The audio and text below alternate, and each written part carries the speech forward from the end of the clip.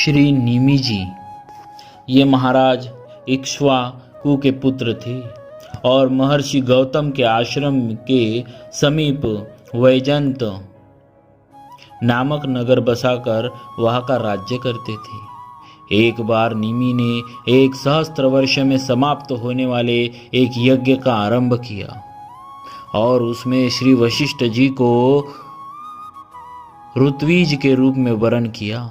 श्री वशिष्ठ जी ने कहा कि 500 वर्ष के यज्ञ के लिए इंद्र ने मुझे पहले ही वरण कर लिया है, अतः इतने समय तक तुम ठहर जाओ। राजा ने कुछ उत्तर नहीं दिया। इससे वशिष्ठ जी ने यह समझकर कि राजा ने उसका कथन स्वीकार कर लिया, इंद्र का यज्ञ कराने चले गए। विचारवान निमि ने यह सोचकर कि शरीर तो क्षणभंगुर है, अतः विलंब करना उचित नहीं है। उसी समय महर्षि गौतम आदि अन्य होताओं द्वारा यह यज्ञ प्रारंभ किया। इंद्र का यज्ञ समाप्त होते ही मुझे निमि का यज्ञ कराना है, इस विचार से वशिष्ठ जी तुरंत ही आ गए। राजा उस समय सो रहे थे। यज्ञ में अपने स्थान पर गौतम को होता का कर्म करते देखकर वशिष्ठ जी ने सोते हुए राजा को शाप दे दिया कि इसने मेरी अवज्ञा करके संपूर्ण कर्म का भार गौतम जी को सौंपा है, इसलिए यह देहहीन हो जाए। वशिष्ठ जी ने शाप दिया है। यह जानकर राजा निमि ने भी उनको शाप दे दिया कि गुरु ने मुझसे बिना बातचीत किए अज्ञानता पूर्वक मुझ सोए हुए को शाप दिया है, इसीलिए उनकी भी देह नष्ट हो जाएगी। इस प्रकार शाप देकर राजा ने शरीर छोड़ दिया। महर्षि गौतम आदि ने निमि के शरीर को तेल आदि में रखकर उसे यज्ञ की समाप्ति तक सुरक्षित रखा।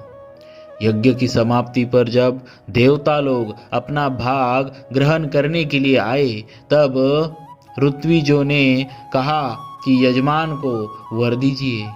देवताओं के पूछने पर कि क्या वर चाहते हो, निमि ने सूक्ष्म शरीर के द्वारा कहा कि देह धारण करने पर उससे वियोग होने में बहुत दुख होता है, इसीलिए मैं देह नहीं चाहता।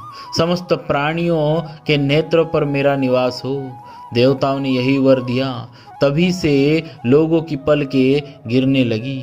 देवताओं ने आशीर्वाद दिया कि राजा निमि बिना शरीर के ही प्राणियों के नेत्रों पर अपने इच्छा के अनुसार निवास करे।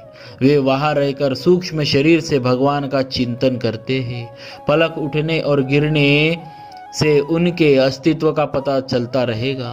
इसके बाद महर्षियों ने यह सोचकर कि राजा के न रहने पर लोगों में अराजकता फैल जाएगी, निमि के शरीर का मंथन किया। उस मंथन से एक कुमार उत्पन्न हुआ। जन्म लेने के कारण उसका नाम जनक हुआ। विदेह से उत्पन्न होने के कारण वैदेह और मंथन से उत्पन्न होने के कारण उसी बालक का नाम मिथिल हुआ। उसी ने मिथिलापुरी बसाई। यथा इस वंश के सभी राजा आत्मविद्याश्रयी अर्थात ब्रह्मनिष्ठ होते आए हैं। मुनियों के आशीर्वाद से यह वंश सदा से योगी, ज्ञानी और भक्त रहा है। इसी कुल में श्री क्षीरध्वज जनक के यहाँ आदिशक्ति श्री सीता जी ने अवतार लिया था। बोलिए श्री निमि जी महाराज की जय, भक्तवत्सल भगवान की जय।